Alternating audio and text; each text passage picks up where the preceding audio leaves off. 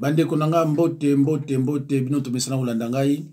Tozala ba nouvelle muso utiko kweya eza na présidence kuna bibembe ezo continuer na zui bakami balé to misato oyo na présidence batu bakufi lisusu. Bakufaki hier ou bien avant-hier, je crois hier. Alors toza susu na communiqué ya ebembe ya nzoto ya Mwenze Kongolo. Oyo moko ya parmi ba compagnons ya Laurent Désiré Kabila na tango ya AFDEL. Donc et puis to komeko lobela makamusu lisusu. Alors ni to kolakisa to kolobela likambu ya ba corbillard. Bandeko mboka na biso zomo na passe ya kosakana te par manque de corbillard. Ba corbillard ezate. Bibembe baza kosambwisa yango. Bibembe bawewa bazo memango na mituka, pardon na kitukutuku, po bakenda ngo na cimetière to na morgue. Bandeko na ngai eza scandale dans ce sens que au lieu basomba ba corbillard po na mboka ba préféré basomba ba jeep. Au lieu basomba ba ambulance ba préféré basomba ba jeep. Ba pesa ngona batu moko oyo ba travailler bango et de l'autre côté. Pour ba corrompre bango ba sénat na ba député alors que les docteurs et les infirmiers ne sont pas payés, ils sont impayés. Alors bandeko batu na libanda ba mindele na ba mususu bazomona bisone toza batu moto za ba malade. Parce que au lieu ko somba ba tracteur biloko oko aider peuple yozo kondo somba ba jeep ko pesa ngona batu moko oyo basala carrière pour na corrompre bango. Alors que Rwanda na ba mindele baza omona ke il faut balekisa Chilombo asala même 10 ans. Asala même 10 ans lisusu parce que c'est un bon travailleur. Chilombo ba voyage nenyo soso kende ko tambola wana azo eba déjà que azo sala na aérien mais atambola na kaka. Donc azo sala na aérien mais atambola na et voilà. Donc bamundele bazo mona ke non mutu oyo na ndenge azo travailler ako travailler même 10 ans même 15 ans parce que c'est un bon très bon travailleur. Voilà. Alors vraiment bandeko eza déception ti Chilombo na baluba na okoma na ba niveau ya raisonnement boye eza pasi. Yo muto mesala koloba eza mundele aela biso Bible mundele faute ya mundele ndeko nanga okoza na maladi na mutu. So oza na ba raisonnement wana okoza na maladi na mutu. Mundele akota ba koko na biso bakinde classe te atini ba na classe. Mundele akota ba route te asali ba route. Asali ba université asali ba classe asali biloko belé. Oyo yo mutamote mabe na ndoki na yo olobaka ngo te. Alors ndenge Chilombo azo kono soma ba biloko wana ya buzoba. Est-ce que eza mundele? Tozangi ba ambulance na mboka na biso. Est-ce que eza mundele? Donc so yo za na raisonnement wana ndeko nanga c'est que oza mutu moko misala mabe oyo ozo lobaka ba n'importe quoi ou bien ozo combattre l'église oyo yo ekosimba te même combat na yo kozala ndenge nini. Lobila bakama mboka to mona ona raisonnement mutu to lobila biso Bible mundele mtaya na Bible yangola toza boyi. Donc mutu na yo ndeko nanga eza mutu moko eza normal te eza na maladi penda makasi. Parce que pona yo mundele empêcher biso to bongisa mboka na biso. Mundele azo ko empêcher biso to sala morgue. Mundele azo ko empêcher biso to sala ba hôpitaux. Mundele azo ko empêcher biso to éduquer bana. Donc ndeko soki yo zo raisonner ndengwana ndeko eza mawami pona yo vraiment eza mawa. Alo bandeko tokota nanu na côté batu oyo bakufi na présidence. Alors oyo na bazi boyebiye tokena na mamoyo. Mama oyo kombo na ye tinanga. Si soki tinangai. Mama oyo azali na présidence auti kokufa. Mais il semblerait que 2 autres malades sont dans le coma na hôpital kaka bato ya présidence bazalo na coma to yebite suka la bango ndenge nini. Alors mama oyo akufi ça na présidence bato bazana Kinshasa na baluba o baza de partout bayebi nini yango bozo mona nini yango bozo tala. Donc na présidence ozana ndeko na okuna c'est le moment oyebisaka ye ka longwa kala c'est la lobaka mino banda kala bolongwa boko sila bokota na kati ya pacte soki ti lombo azwaki baluba na baluba ayebi ke soki azwi bikolo mosusu ekozala batete dure alopona kozala bango ezala pasi wane ekozala ke ye moko akende mais lokola bino boza na nsima na ye ntango ndimi ye obengi ye béton cela veut dire que ondimi makambo na ye nyonso bapacte alliance nyonso asalaki yo pokuti na kati. Voilà, le fait ya koaccepter au travail na ye ndeko ozo kontra kati alliance surtout so oza moluba. Voilà, alors bomoni ye na kolakisa bino mosusu nani tata oyo professeur Jacques Chimbombo Mukuna, professeur Jacques Chimbombo Mukuna yeyo aza susute moluba. Voilà, donc bande ko bo regretta te so Tshilombo azu baluba la baluba tie bango kuna ayebi ke bakolekana. Voilà, Tshilombo soki Tshibamba Jacques yeyo yeba ki professeur bango parmi ba conseiller Kabila ba conseiller Tshilombo oyo azobenga ba professeur ye wana. Voilà, ndako lakisa bino pe ye ndenge azobina ndenge ba mesana kozana basi tout ça. Voilà.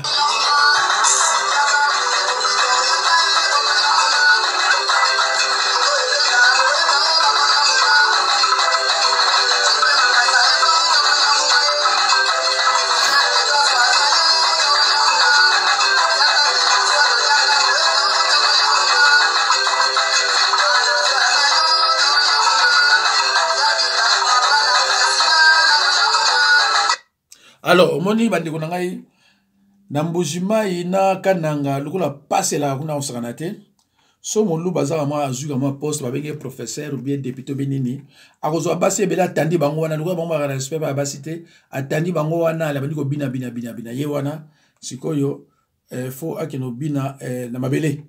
Voilà, donc azali susute oyo kombo na ye professeur Albert Louis Yuma.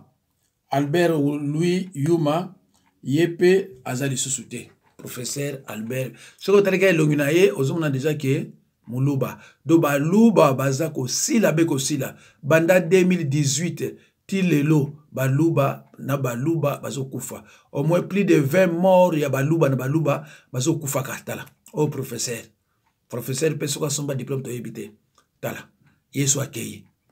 Donc mikolo nyonso na yebisaka bino ke sili na nute pe sili pe na nute na yebisa bino en fait comme na 2023 Kabila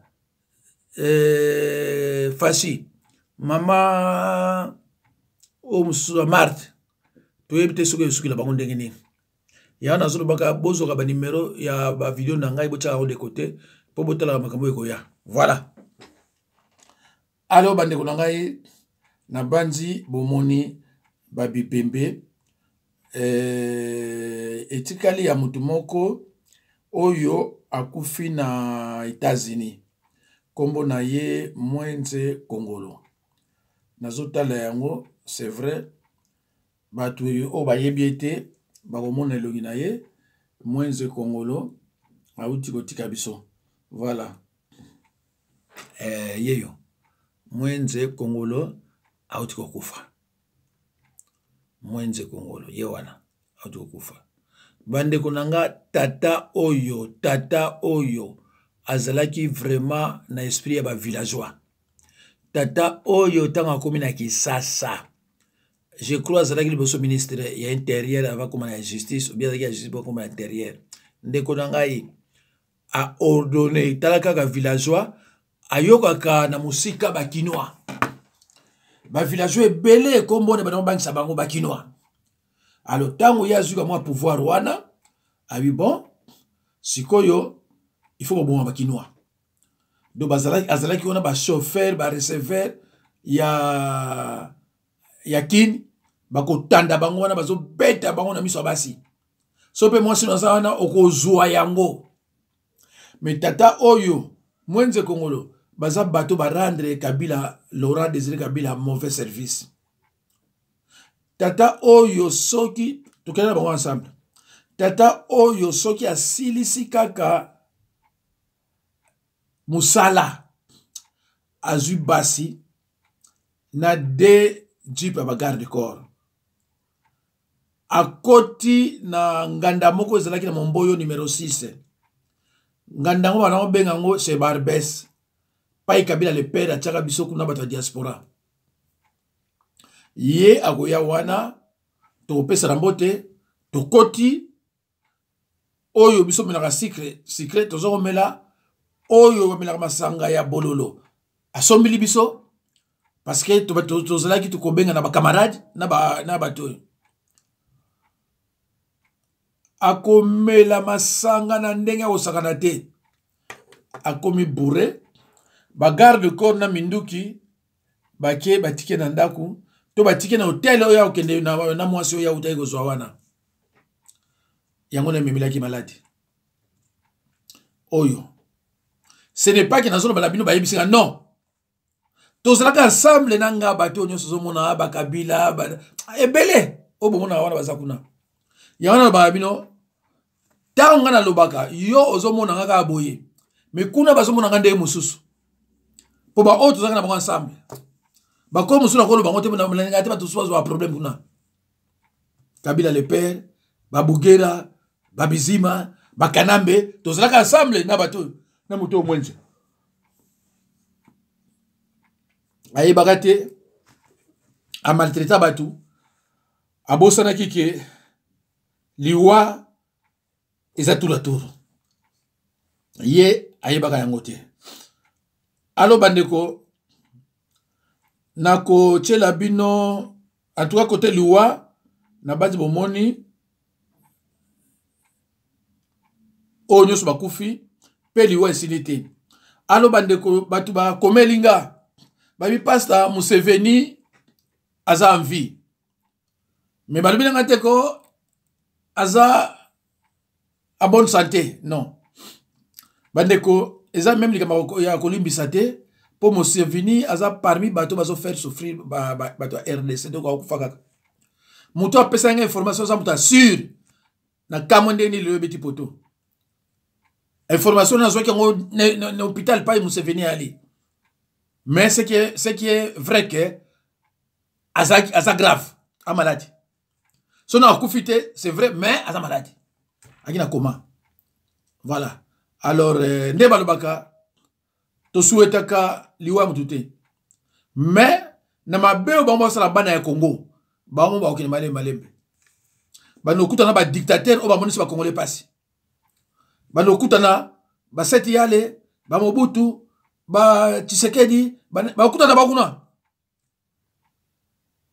ba chemise ami balé et 3 na large batoyo baninga mbongo avec facilité ninge pa Tshilombo kei donc so kufika pa mbala moko okutana Mobutu kaka ta okufa ko okutana Mobutu na Tshisekedi na ba seti yale na bangbanda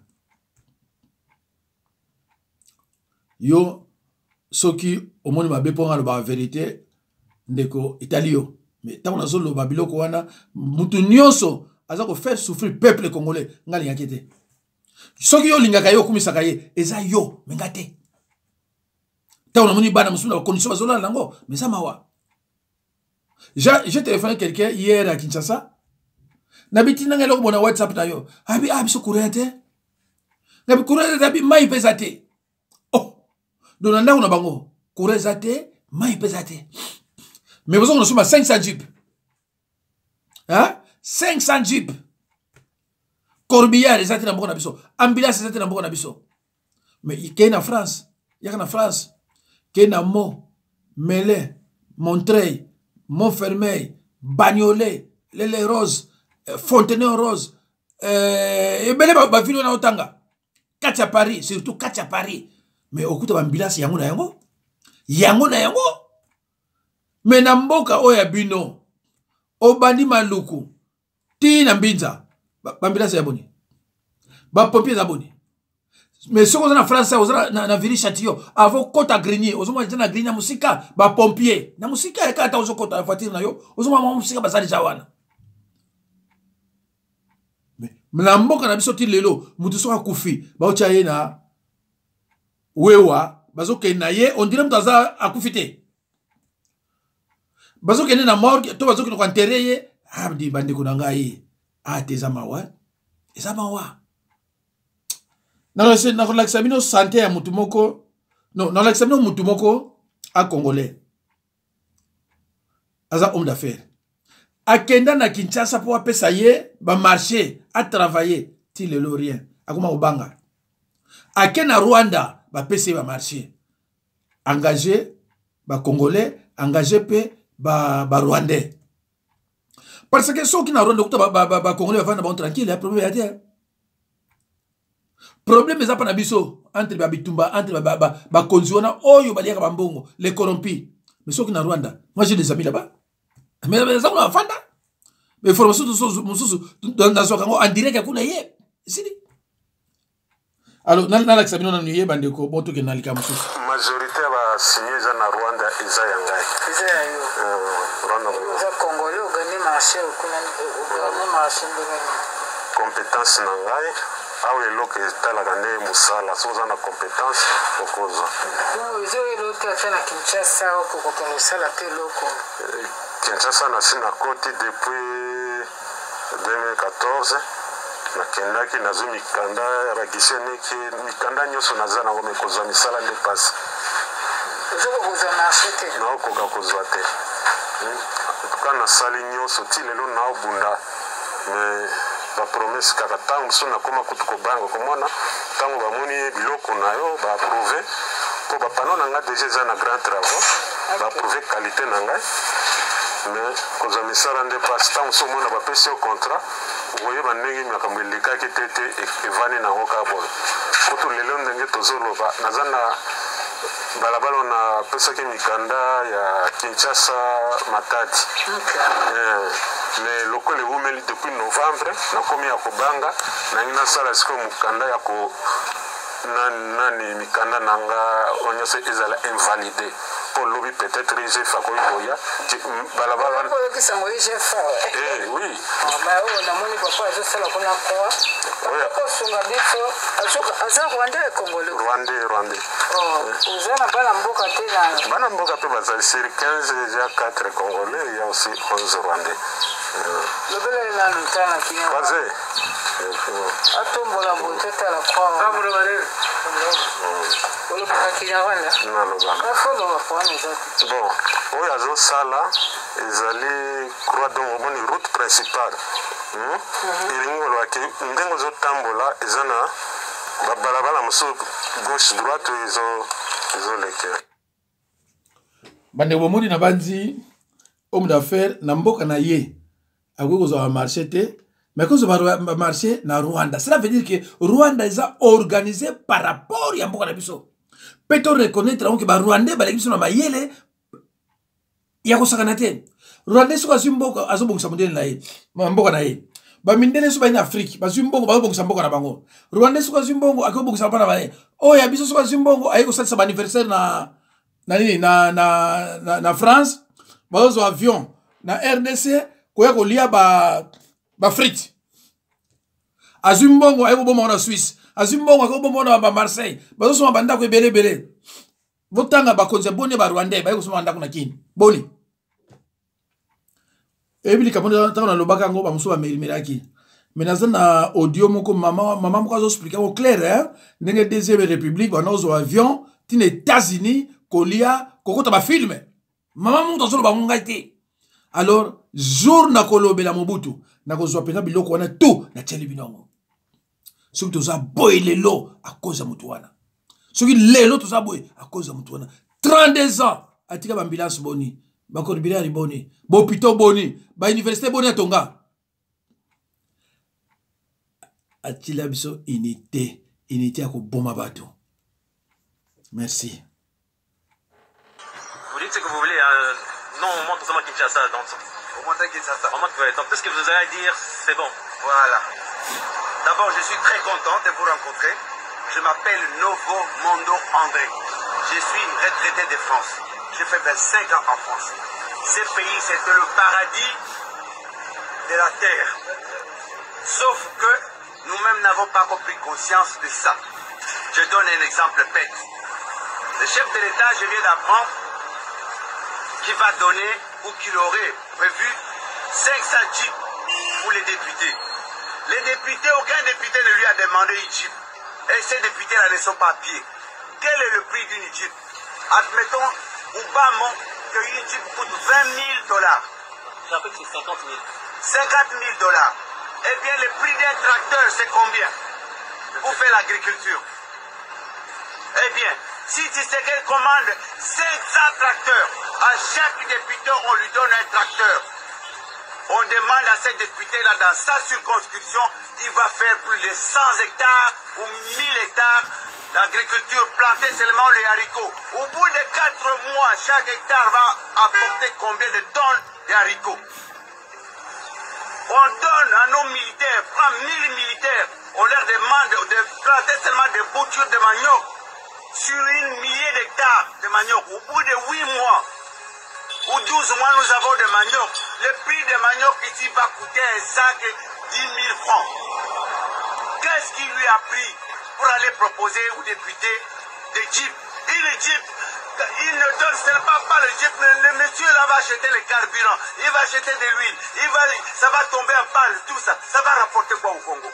Mais apparemment, les jeeps sont à crédit, c'est-à-dire qu'ils vont payer petit à petit. Mais justement, ces crédits-là, qui va donner les crédits? Mais prenez les crédits pour les tracteurs.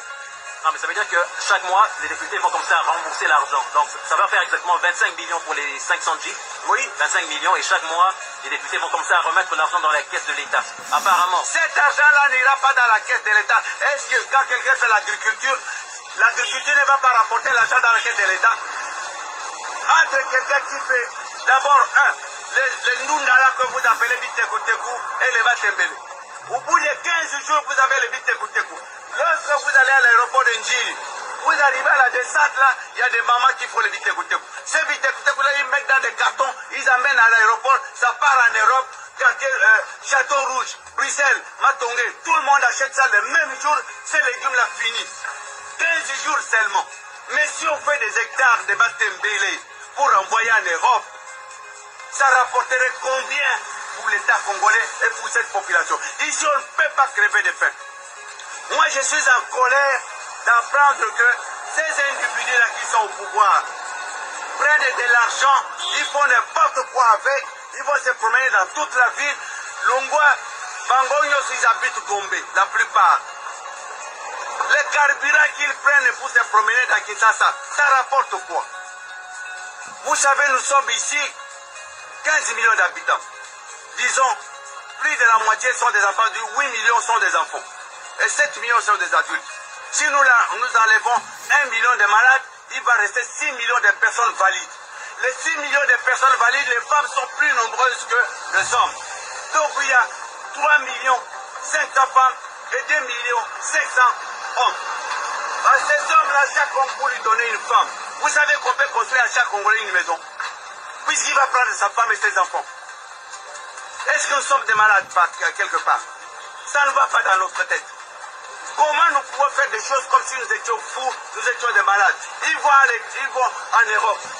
Ils savent que dans Paris, il y a de l'eau, des fontaines d'eau dans Paris. Tu as soif, tu as pris quelque part, tu bois de l'eau. Et cette eau-là, la nappe phréatique de Paris, c'est plus sale que notre nappe phréatique ici. Pourquoi bon sang? Bandeko, 32 ans de pouvoir, Deuxième République, à raisonnable été. Sauf Kabila Tamwaye, aïko raisonné boye na likambo ya agriculture, pour na tracteur ba bomiye. Kanambe presque 20 ans de pouvoir à raisonnable été en termes d'agriculture. Chilo Mboye wana azo raisonné en termes de jeep. Na yoki ndeko ya lobby, mais pourquoi tu as ba kamonete ba malade? Vrai mutu oyo azana idée ya mboka neti ngana lobai na bino.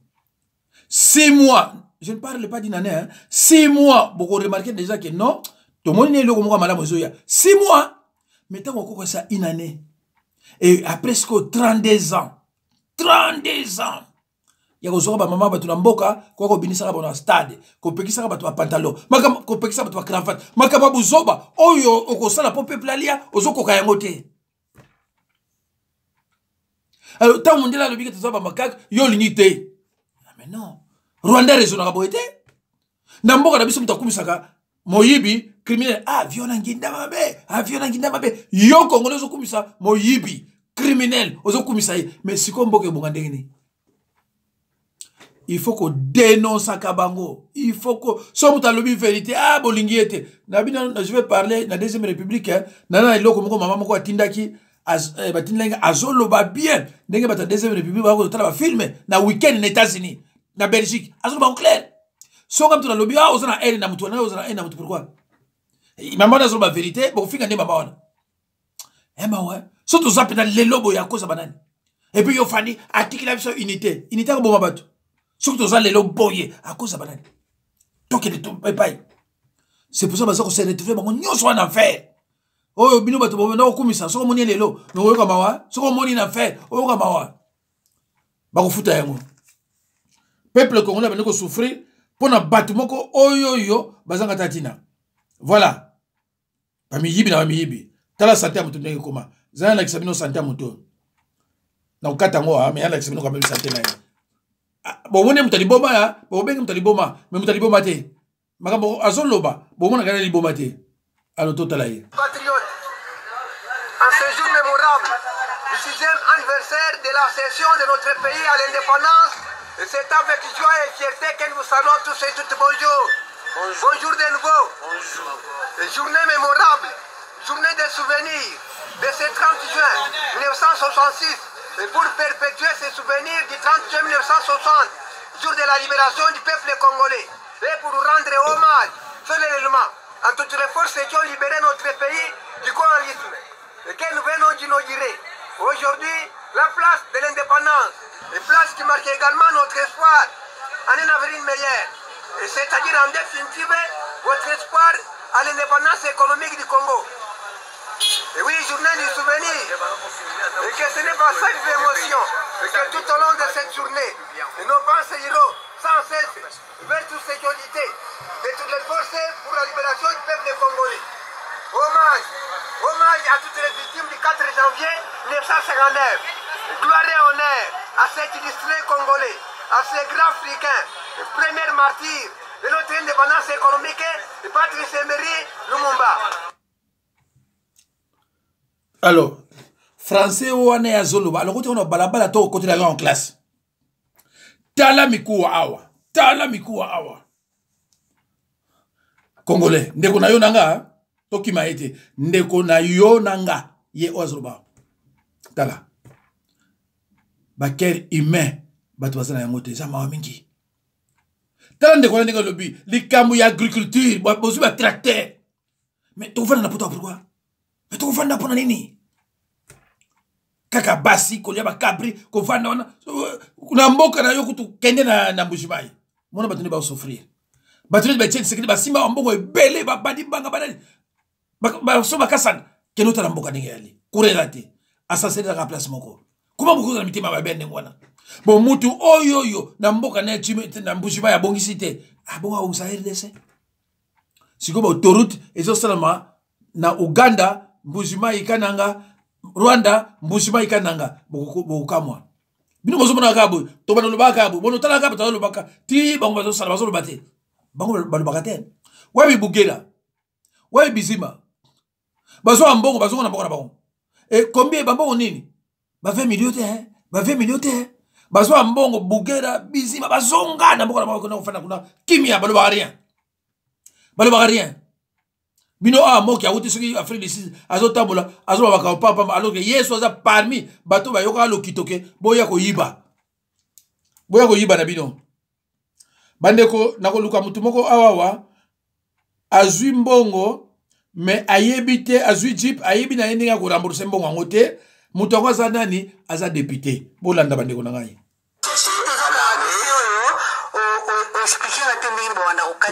mbongo ou expliquer ngati kokata là il faut qu'on s'approche na bureau d'assemblée. Moi je suis bon yo moko mutozui yo moko mukolo mbongo ebite na mbongo ekatama ebite nazo tuna yo te yo kotuna mutuna te oh yo moko mukolo mbongo ebite na mbongo okatama na bossa na jiki batuna ka journaliste mutuna te yo ne peux sans réponse. Non, je pose une question oratoire.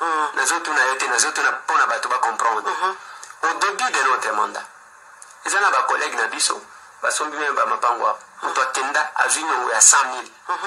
Est-ce que les canaux médias le bique rekozoni sango on a n'atende ko lise aba okata bino ndenge nini parce que yo ndi bénéficiaire okata biso ndenge bureau na biso ba s'organiser selon bongo ba futa ka biso na ba obazo pesa yo ebite ni yo salima te na ebite d'accord mawa un député ayebite crédit azui ba okata ngo ndenge nini ngana zoka 13,000 awa na bag nanga avant nazwa mbongo ngo bapesi na papier échéancier na obanda boy na kosuki na boy ye député azui jeep ayebite monta combien akozongisa combien ekobandaka ekusila ka ah mais biloko boy mona na kana RDC c'est vrai biloko boy mona na kana RDC ah nzambe nanga mawa ah donc muto ayebi na yete ah ta ayebi na yete na kozongisa ngo ndenge nini ah nzambe protéger les informations biloko toliaka l'avion biloko toliaka l'avion ndenge voyage à olongo ke Kindu ke Goma ke Lubumbashi dans un rapport bien détaillé les noms de Matata seraient cités là-bas. Ça dit ndenge toliaka so au fouti billet na yo $340, ça dit Matata tegelio biloko yo olia la carte avion $80. Ça commence avec $80 yo mawa 60 repas wana otoliaka l'avion à moke wana de bachaka moi mapa wana $80 à partir de l'écolo ba prix mataka. Donc il s'est cité dans ces rapports-là. Je vais publier ce rapport incessamment pour vous montrer. Batou, c'est vrai que nous avons mais à un montant très exorbitant. Batou, mais les batanga mis dans ce rapport-là. Et ça, même Bati, vous pouvez vous serez cité dans ce rapport-là en tant que partenaire. Il y a Congo et l'Ouest, tout ça. Je vais d'abord voir le rapport. Vous voyez la ville. Avocat, moi. Batou, mais il y a bien information. J'ai des informations. Biloko toliaka à l'avion. Biloko toliaka à l'avion. Nous voyage à Olongo, ke Kindu, ke Goma, ke Lubumbashi. Dans un rapport bien détaillé, les noms de Matata seraient cités là-bas. Ça dit ndenge toliaka so au fouti billet na yo $340, ça dit Matata tegelio biloko yo olia la carte avion $80. Ça commence avec $80 et au koma 60 repas wana otoliaka na avion à moke wana de bachaka moi mapa wana